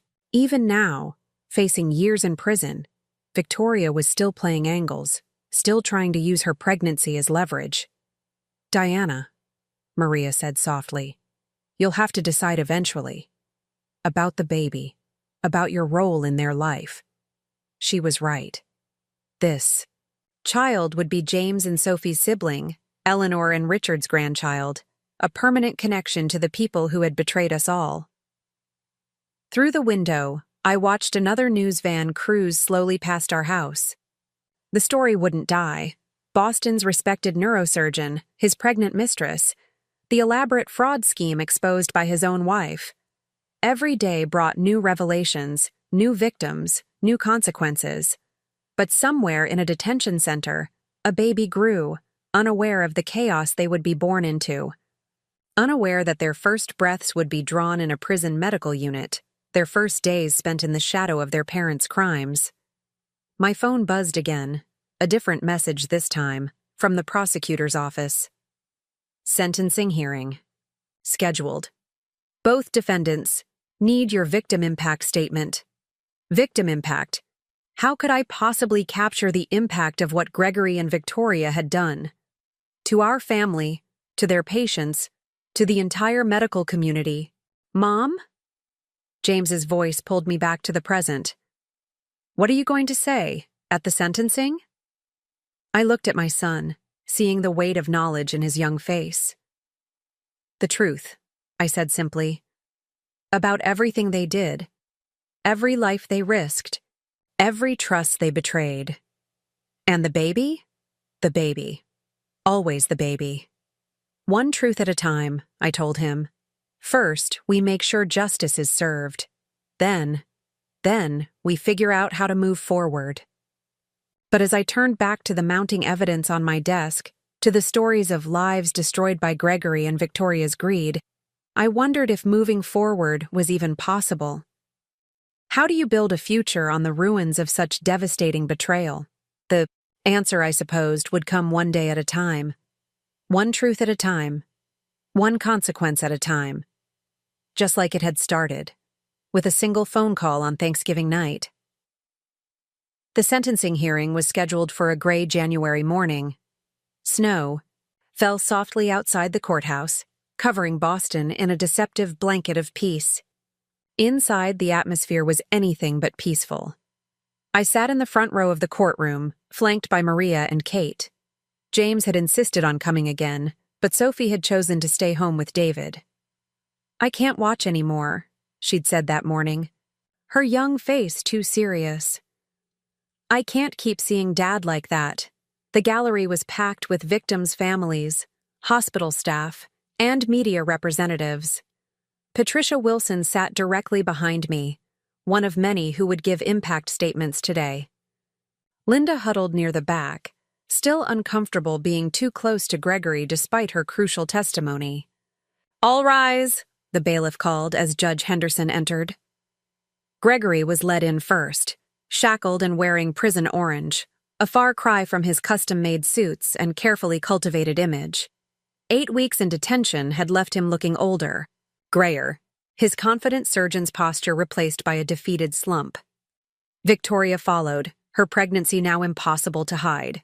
8 months along, she kept one hand protectively over her belly as she was guided to her seat. Her lawyer had tried to use her condition to argue for house arrest, but the prosecution had successfully argued that her role in patient deaths made her a flight risk.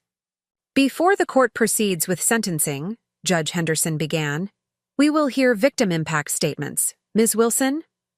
Patricia rose shakily, clutching a photograph of her late husband.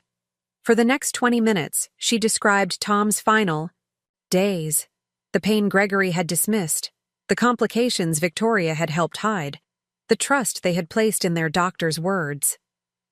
"He told us the headaches were normal," she said, her voice breaking, "that the seizures were just the tumor, but they weren't. They were killing him, and they knew. They knew, and they let it happen." More families followed. Parents of children. In the pediatric trials. Spouses of patients who had died believing they were helping advance medical science.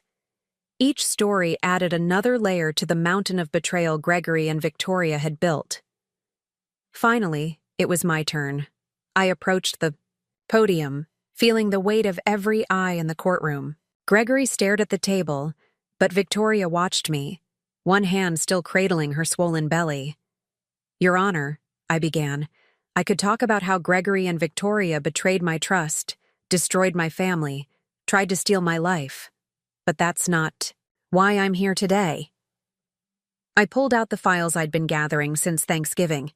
Patient records, trial data, death certificates with causes falsified to hide the truth. I'm here because of them. I held up a photo of Tom Wilson. And them. Another photo. A young girl from the pediatric trial, now permanently disabled by hidden complications. And every other patient who trusted their doctor to tell them the truth. My voice stayed steady as I detailed the evidence. The pattern of deception, the calculated risks taken with human lives, the profits earned through suffering. Gregory wasn't just my husband. He was a doctor who took an oath to do no harm. Victoria wasn't just his mistress. She was a pharmaceutical representative who knew exactly what they were hiding. Together, they created a system where profit mattered more than patients, where success was measured in kickbacks rather than lives saved. I turned to face them directly. They're asking for leniency because of the baby, because this child shouldn't have to be born in prison. But they didn't show leniency to their patients. They didn't think about the children left without parents, the families destroyed by their greed. Victoria flinched. Gregory's lawyer started to object, but Judge Henderson waved him down. "This isn't about revenge," I continued. "It's about justice. For every patient who suffered, every family who grieved, every person who trusted them with their lives and got lies in return." I returned to my seat, feeling James's hand slip into mine. My son, forced to grow up too fast, learning the hardest lessons about truth and consequences. Judge Henderson reviewed her notes, her expression grave. The court has considered the evidence presented during trial, the victim impact statements, and the recommendations from both prosecution and defense. She turned to Gregory first. Dr. Mitchell, you violated the most sacred trust between doctor and patient. You used your position to enrich yourself at the expense of those who relied on your judgment and expertise. Gregory seemed to shrink further, into himself, as she continued. The court sentences you to 25 years in federal prison. You will surrender your medical license and pay restitution to the victims' families. You will have no contact with any current or former patients or their families. Then she turned to Victoria. Ms. Peterson, your role in this conspiracy was equally calculated. You facilitated the fraud, coordinated the cover-up, and helped hide evidence of patient deaths. Victoria's hand tightened on her belly as the judge continued. The court sentences you to 20 years in federal prison. After the birth of your child, you will begin serving your sentence immediately. You will be barred from any future employment in the pharmaceutical or healthcare industries. The sentence is announced. Judge Henderson addressed one final matter, the one everyone had been dancing around. Regarding the minor child, she began, the court recognizes this situation presents unique challenges. Once born, the child will be placed in temporary custody while permanent arrangements are determined. Both defendants' parental rights will be severely restricted during their incarceration. I felt James stiffen beside me. This was his sibling being discussed so clinically, a baby who would enter the world surrounded by legal proceedings and prison protocols. As the court adjourned, the reality of the sentences settled over the room. Gregory and Victoria had gambled everything: ethics, lives, their own freedom, and lost it all. Victoria's lawyer approached me as we prepared to leave.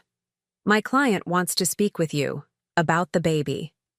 There's nothing to discuss, I started, but he persisted. She's due in 3 weeks. The prison medical facility. He glanced around before continuing quietly. It's not equipped for complications. She's scared. For the first time, I looked at Victoria. Really looked at her. Beyond the designer maternity dress, beyond the carefully styled hair, I saw fear in her eyes. Not for herself, but for the child she was carrying. My phone buzzed. Eleanor Mitchell again. I knew what she wanted. The same thing Victoria's lawyer was asking. The same thing everyone seemed to expect. Mom. James's voice was soft. What are we going to do? About the baby? That was the question, wasn't it? What were we going to do about this innocent child born of betrayal but blameless in their parents' crimes?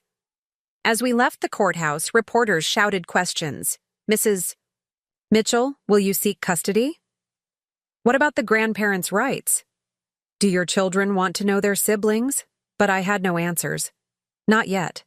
First, we had to process today. The sentences, the justice served, the consequences finally delivered. The baby. The baby would come soon enough. And with them, a whole new set of decisions, challenges, and truths to face. For now, I held my son close as we walked through the falling snow, leaving Gregory and Victoria to face the justice they'd earned, one calculated betrayal at a time. Victoria went into labor on a Thursday afternoon, 3 weeks into her detention at the minimum security facility where she was being held until sentencing. I received the call while helping Sophie with her science project, a cruel irony not lost on me that we were studying the ethics of medical testing. Mrs. Mitchell? The prison administrator's voice was carefully neutral. Ms. Peterson has been transferred to Massachusetts General's secure ward. Given the circumstances, we thought you should be notified. The same hospital where Gregory had conducted his fraudulent trials. The same halls where he and Victoria had plotted their deceptions. Now she would deliver their child there, under guard, while he sat in a federal detention center across town. Mom? Sophie looked up from her project, seeing something in my expression. Is the baby coming? I nodded, watching my daughter process this new reality. Yes, Victoria's at the hospital. Should we? She hesitated, twisting a strand of hair nervously. Should we go? Before I could answer, my phone buzzed. Again, Eleanor Mitchell. Diana? We're on our way to the hospital. Richard's trying to get permission to have Gregory transferred, to be there for the birth, but… No, I cut her off firmly. He lost that right when he chose to risk patients' lives for profit. A heavy silence followed. Then, will you come? The baby. It's still James and Sophie's sibling. I looked at my daughter, seeing the confusion and curiosity warring on her young face. I'll think about it. Maria arrived within the hour, having heard the news through her network of hospital contacts. The secure ward is on lockdown, she reported. 2 guards posted. Victoria's lawyer is trying to argue for privacy, but given the flight risk… How… is she? The question surprised even me. Scared. Young. Finally facing something she can't manipulate her way out of. Maria studied me carefully. Janet called. Some of the victims' families are gathering outside the hospital. They heard about the birth. Of course they had. This baby had become a symbol of betrayal, of consequences, of innocence born from corruption. My phone buzzed continuously. Kate offering legal advice about potential custody issues, Linda sharing, updates from hospital staff, Janet warning about media presence. Everyone wanting to know what I would do about this child who connected us all to Gregory and Victoria's crimes. Mom? James stood in the doorway, car keys in hand. We should go. Not for them, for the baby. My son, showing more wisdom than his father ever had. The hospital parking lot was a circus of news vans and protesters. Signs demanded justice for trial victims, mixed with others calling for compassion for the newborn. Police kept a careful perimeter around the entrance. We were escorted through a back entrance, passing through multiple security checkpoints. The secure ward felt surreal. Medical equipment mixed with prison protocols, nurses working alongside, corrections officers. Victoria's labor had been progressing for hours. Through the window of her room, I could see her pacing, one hand on her back, the other clasped by her mother, who shot me a venomous look when she noticed us. Mrs. Mitchell. Victoria's lawyer materialized at my elbow. Thank you for coming. Given the circumstances, we hope to discuss… Not now, I cut him off. This isn't about legal maneuvers or custody arrangements. This is about a child being born. He persisted. But after the birth, decisions will need to be made. Temporary guardianship while Victoria serves her sentence. I said not now. A nurse hurried past, entering Victoria's room. From inside, we heard the increasing tempo of monitors, the urgent voices of medical staff. Complications, Maria whispered, her gallery owner's eye for detail catching everything. The baby's heart rate. I found myself moving before I could think, pushing through the door into Victoria's room. She looked up, surprise and fear mixing on her face. Diana? Her voice was strained with pain. What are you… Shut up, I said quietly. This isn't about you or Gregory or anything you did. This is about making sure this baby arrives safely. Her mother started to protest, but Victoria grabbed my hand as another contraction hit. In that moment, we weren't victims and perpetrators, weren't betrayed and betrayer. We were just 2 women focused on bringing a new life into the world. The calm. Next hours passed in a blur of medical terms and monitoring equipment. James and Sophie waited outside with Maria, while I stayed, watching Victoria face the one thing she couldn't control or manipulate. At 3:47 a.m., amid the beeping of monitors and the controlled chaos of the medical team, a baby girl entered the world. 6 pounds, 4 ounces of innocent life, untouched by her parents' crimes. She's beautiful, Victoria whispered, tears streaming down her face as the baby was placed briefly on her chest before being whisked away for standard tests. "She looks like Gregory," I finished. She did. The same dark hair, the same determined chin. Let's hope that's where the resemblance ends. Victoria's face crumpled. "Diana, don't." I stepped back from the bed. "Don't try to apologize or explain or manipulate this moment. You're going to prison, Victoria. For a very long time. This baby deserves better than false promises and practiced lies." The baby was returned, swaddled in standard hospital blankets. A guard stood by the door, a reminder that this wasn't a normal birth celebration. "Have you chosen a name?" the nurse asked tentatively. Victoria looked at me, then at her mother, then back at the tiny bundle in her arms. "Grace," she said finally. "Her name is Grace. Grace." A word that meant mercy, forgiveness, divine favor. None of which Victoria or Gregory deserved, but perhaps exactly what this child would need. My phone buzzed. Eleanor and Richard had arrived, eager to meet their newest grandchild. The victims' families were still outside, their vigil a reminder of lives lost to Gregory and Victoria's greed. Somewhere in his cell, Gregory was probably receiving news of his daughter's birth. "Mom?" "James." And Sophie appeared in the doorway, uncertain but curious. Can we see her?"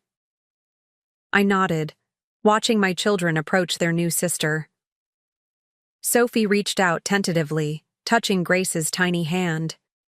James stood back, his face a mix of emotions I couldn't quite read. "She's so small," Sophie whispered. "She doesn't know about anything." "No," I agreed. "And she doesn't need to. Not yet." Victoria's lawyer hovered nearby, clearly bursting to discuss custody arrangements and visitation rights. Eleanor and Richard waited outside, ready to stake their claim as grandparents. The media would be crafting headlines about the fraud baby, born in custody, but for this moment, we all just watched Grace sleep, innocent of the chaos surrounding her birth, unaware of the choices and consequences that had brought us all to this point. My phone buzzed again. A message from Gregory's lawyer. "Client requesting photos. Willing to discuss additional evidence about pharmaceutical company involvement in exchange." I deleted it without reading further. Always negotiating, always trying to trade information for advantage. Some things never changed. "Diana?" Victoria's voice was weak, heavy with approaching sleep. What happens now?" I looked at this woman who had tried to steal my life, who had helped my husband risk patients' lives for profit, who had given birth while facing decades in prison. Then I looked at Grace, perfect and innocent in her hospital bassinet. "Now," I said quietly, "we make sure she has a better life than the one you and Gregory planned. A life built on truth, not lies." As if understanding, Grace opened her eyes, Gregory's eyes in a newer, innocent face. The future, born from betrayal but offering a chance at redemption. Not for her parents. Their path was set, their consequences earned. But for this child, this innocent, there could be a different way forward. The sun was rising over Boston, casting long shadows through the hospital windows. A new day, bringing with it new challenges, new decisions, new truths to face. And in her bassinet, Grace slept on, unaware that her first breath had changed all our lives once again. The weeks following Grace's birth unfolded in a complex tapestry of legal battles, family negotiations, and media scrutiny. While Victoria recovered in detention and Gregory remained isolated in federal custody, their newborn daughter became the center of a storm that threatened to rival the original scandal. I sat in my lawyer's office on a cold February morning, watching snow fall outside the floor-to-ceiling windows of the downtown high-rise. Sarah Matthews's desk disappeared under mountains of custody paperwork, competing claims, and court evaluations. The leather chair beneath me felt too soft, too comfortable for the weight of decisions we faced. The custody situation is unprecedented, Sarah explained, adjusting her reading glasses as she sorted through another stack of documents. Both parents are facing lengthy federal sentences for medical fraud. Multiple family members filing competing claims. The media attention alone creates significant complications. My phone buzzed, Linda forwarding more revelations from the hospital investigation. 3 more doctors implicated in Gregory's trial schemes. Board members resigning. Federal investigators are expanding their probe into other departments. The Mitchells filed updated paperwork this morning, Sarah continued, pulling out a fresh document. They're citing their resources, family connection, and ability to provide Grace with a life removed from the scandal. Their lawyers are pushing hard. Of course they are, I muttered, remembering Eleanor's tearful phone call the night before. She'd alternated between pleading and subtle manipulation, a skill Gregory must have learned from somewhere. Another. Buzz, Janet this time, pharmaceutical company stocks in freefall. CEO resigned. 3 more executives under investigation. Gregory's testimony opening floodgates. Even from prison, my ex-husband's actions continued to ripple outward, touching more lives, exposing more corruption. And somewhere in the hospital's NICU, a 2-week-old baby slept peacefully, unaware of the chaos surrounding her existence. Mrs. Mitchell? Sarah's assistant appeared at the door. Dr. Chen is here, and Victoria's parents just arrived. The conference room felt too small for the tension it contained. Victoria's mother, Margaret Peterson, sat rigidly in her chair, her husband Thomas beside her. Their middle-class appearance and obvious exhaustion contrasted sharply with the Mitchells' polished prosperity, but their determination was equally fierce. Grace belongs with her maternal grandparents, Margaret stated firmly, her hands clenched around a worn leather purse. We're younger than the Mitchells. We can provide a stable home. On a retired teacher's pension? Eleanor Mitchell cut in smoothly. In a 3-bedroom house in Worcester? Grace deserves... What Grace deserves, Dr. Rachel Chen interrupted, is to be raised somewhere she'll be protected from exactly this kind of conflict. The court-appointed guardian ad litem commanded attention without raising her voice. 20 years of experience. Navigating complex family situations showed in her calm demeanor and precise language.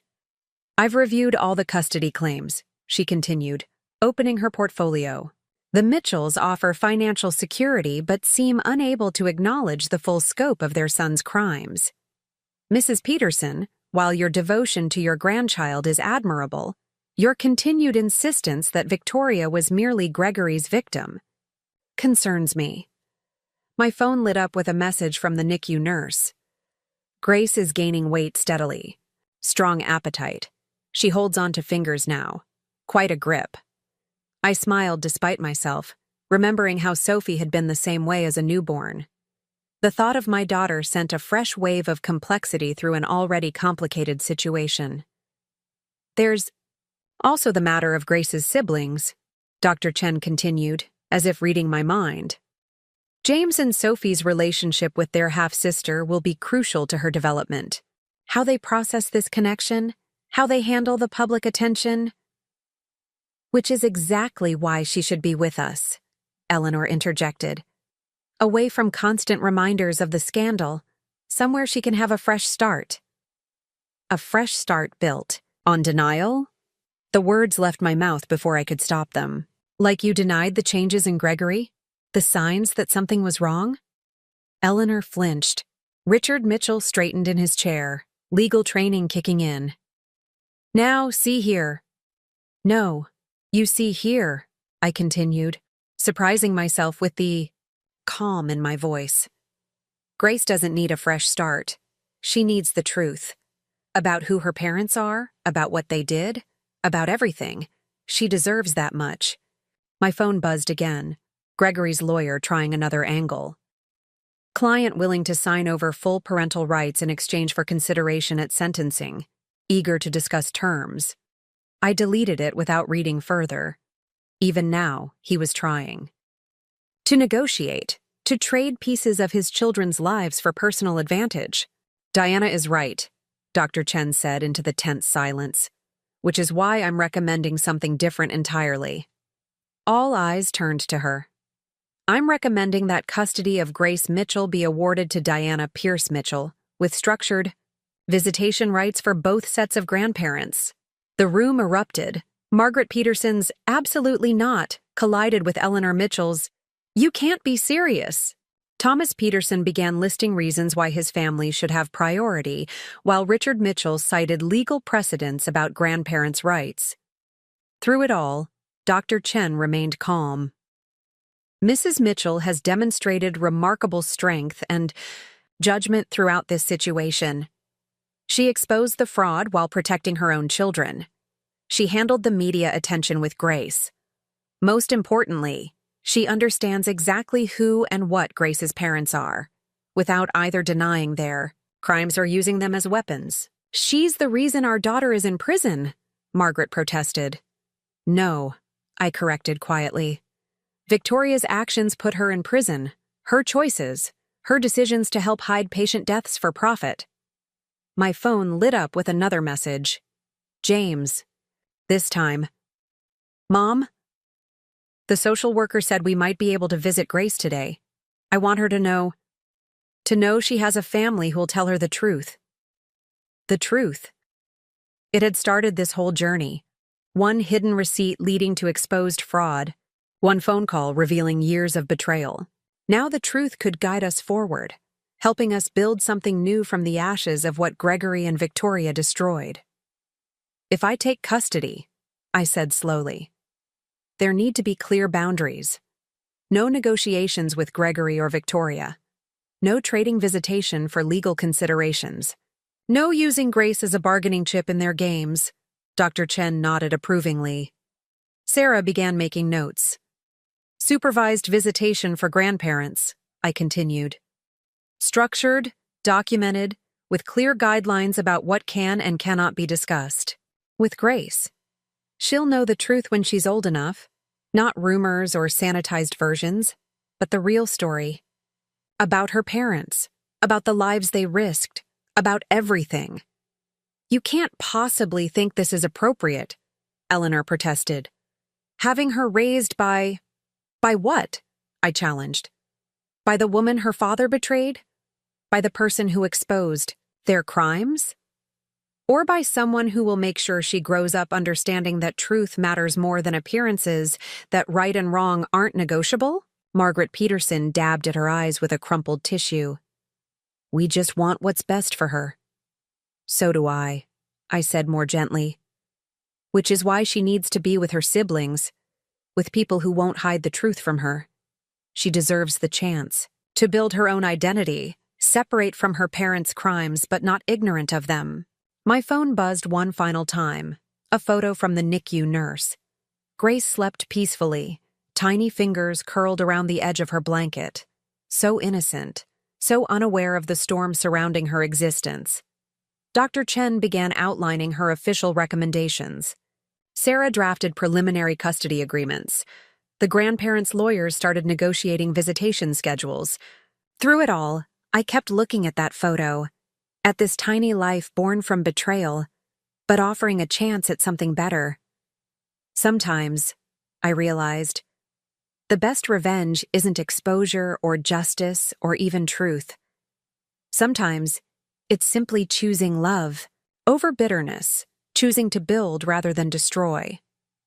Even if what you're building comes from the very thing meant to break you, and somewhere in the NICU, Grace slept on, unaware that her future was being shaped by the very truth that had exposed her parents' lies, unaware that she had a family ready to love her, protect her, show her a better way than the one Gregory and Victoria chose. One truth at a time, one day at a time, one choice at a time. That's how we would build something beautiful from the ashes of betrayal. 1 year later, I stood in Grace's nursery, watching the early morning sunlight filter through lavender curtains. She slept peacefully in her crib, dark hair, so like Gregory's, curling slightly at her temples, tiny fingers clutching her favorite stuffed elephant. At 13 months, she was already showing a personality distinctly her own. Stubborn, curious, and surprisingly gentle. Mom! James appeared in the doorway, his school uniform perfectly pressed. At 15, he'd grown taller than me, his face losing its boyish roundness. The reporters are outside again. Anniversary coverage. Of course they were. 1 year since Gregory and Victoria's sentencing, since the medical fraud scandal had blown open the entire pharmaceutical industry, since a baby born in custody had come home to the very family her parents had tried to destroy. Phone buzzed. Janet, still keeping me updated on the aftermath. 5th pharmaceutical company under federal investigation. 3 more hospitals reviewing all trial protocols. Gregory's testimony opened floodgates that won't close. Should I take the back way to school? James asked, adjusting his backpack. No, I said firmly. We don't hide, not anymore. Grace stirred. Her eyes, Gregory's eyes in a more innocent face, blinking open. She smiled when she saw me, reaching up with complete trust. Sometimes that trust still took my breath away. Diana? Maria's voice floated up from downstairs. Eleanor and Richard are here. Monthly visitation. The custodial arrangement had taken months to perfect. Structured visits with both sets of grandparents, carefully monitored interactions, clear boundaries about what could be discussed. The Mitchells had finally accepted my terms, though Eleanor still occasionally tested limits. Good morning, precious. Girl! I lifted Grace from her crib, breathing in her baby scent. Ready to see Grandma and Grandpa Mitchell? Baba, she responded, her current favorite word for everything. Downstairs, Eleanor and Richard waited in the living room. They'd aged this past year, the weight of their son's crimes and imprisonment showing in new lines on their faces, but they'd also grown, slowly learning to accept the truth rather than hide from it. She's getting so big, Eleanor breathed, reaching for her granddaughter. Richard, look at how she's walking now. Diana. Richard nodded formally. A year of monthly visits hadn't completely thawed our relationship, but we'd reached an understanding. The trust paperwork is finalized. Grace's educational fund is secured, completely separate from Gregory's assets. My phone buzzed. Linda this time. Hospital board implementing new trial protocols. Complete overhaul of approval process. Your exposure to the fraud changed everything. Change. It seemed to be the only constant these days. Mom. Sophie appeared, 13 now and starting to show hints of the young woman she'd become. I finished the essay about everything for my therapy journal. She'd been seeing Dr. Anderson for 8 months, working through her feelings about her father's crimes, her new sister, and the changed shape of our family. The journal had been her therapist's suggestion, a place to tell her truth without fear or judgment. Can I read it? I asked, settling Grace in Eleanor's arms. Sophie nodded, handing me carefully written pages. Her neat handwriting filled 3 sheets, telling our story through her eyes. The Thanksgiving dinner that changed everything. The discovery of her father's crimes. The baby sister was born from betrayal, but loved without reservation. It's for the school magazine, she explained quietly. Dr. Anderson thinks it might help other kids whose parents, who have complicated families. Complicated, such. A simple word for such a complex reality. My phone lit up with another message, Victoria's lawyer. Client requesting updated photos. Willing to provide additional testimony about pharmaceutical company involvement in exchange. I deleted it without responding. Even in prison, Victoria was still trying to negotiate, to trade pieces of her daughter's life for personal advantage. Grace deserved better than that. Diana? Eleanor's voice pulled me back to the present. There's something we need to discuss, about Gregory. I tensed, but her next word surprised me. He's asked us to stop sending him photos of Grace. Says he needs to accept that he's lost the right to be her father. Progress. Finally, the victims' families are organizing a support network, Richard added, bouncing Grace on his knee. For people affected by fraudulent trials, they want to work with the hospital, help implement new safety protocols. My phone buzzed. Again, Janet sharing the latest statistics. 27 doctors under investigation. 5 pharmaceutical companies facing federal charges. Hundreds of trial protocols being reviewed. The ripples of truth continued to spread. Mom. James lingered in the doorway, reluctant to leave for school.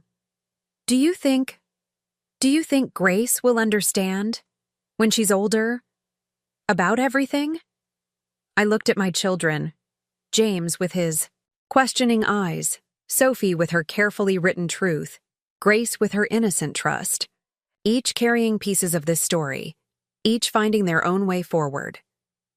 She'll understand because we'll tell her the truth, I said simply.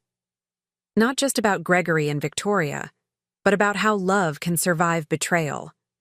About how family isn't just blood or circumstance, but choice.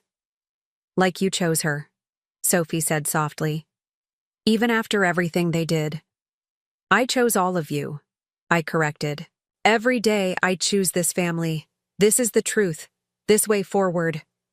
Grace squirmed out of Eleanor's lap, taking wobbly steps toward Sophie. My daughters. One born from love turned to betrayal. One born from betrayal transformed by love. James moved to spot his baby sister, protective instincts overriding teenage reserve. My phone buzzed one last time, Maria sharing a news alert. Major pharmaceutical company CEO indicted. Gregory Mitchell's testimony, key to investigation. Medical fraud scandal continues to expose industry-wide corruption. The truth, once started, couldn't be contained. Time for school, I reminded James and Sophie. Grandma and Grandpa Mitchell will watch Grace until Maria arrives. Diana, Eleanor called as I gathered my things for work. The museum had promoted me to head curator, impressed by my investigative skills rather than scandalized by my connection to Gregory. Thank you for letting us be part of her life, for helping us face the truth about Gregory. The truth. It had started with one hidden receipt, one phone call, one moment of arrogant triumph when Victoria thought she could claim my life. Now it has transformed into something larger, exposing corruption, protecting patients, reshaping an entire industry. But more importantly, it has transformed us, all of us. I watched James help Sophie with her backpack, saw Eleanor and Richard entertaining Grace with practiced ease, and felt Maria's steady presence as she arrived to take over childcare duties. This patchwork family, built from the ashes, of betrayal but stronger for its scars. Mom? Sophie paused at the door. I love you. For everything. For showing us that sometimes the worst things can lead to the best things. Grace echoed her sister's sentiment in her own way. Baba.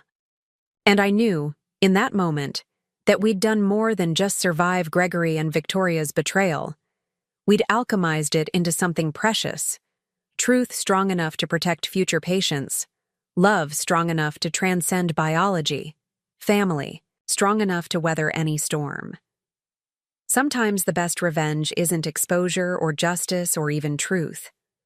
Sometimes it's simply living well, loving deeply, and letting your choices rather than your circumstances define you. As I watched my children head out to face the waiting reporters, heads held high, I thought about the journey that had brought us here. One receipt, one phone call, one truth leading to another, and in my arms, Grace. Living proof that beauty can grow from ashes, that love can transcend betrayal, that family is more about choice than blood. Ready for another day? I asked my youngest daughter. She smiled. Gregory's eyes in a face untroubled by his crimes, Victoria's determination turned toward joy rather than manipulation. Baba, she agreed solemnly, and we stepped forward together into a future built on truth, strengthened by love, and made beautiful by the very betrayal meant to destroy us. Some stories end with justice, some end with revenge. But the best stories, I've learned to end with love, chosen daily, given freely, stronger than any betrayal. That's the truth that saved us all. Up next, you've got 2 more standout stories right on your screen. If this one hit the mark, you won't want to pass these up. Just click and check them out. And don't forget to subscribe and turn on the notification bell so you don't miss any upload from us.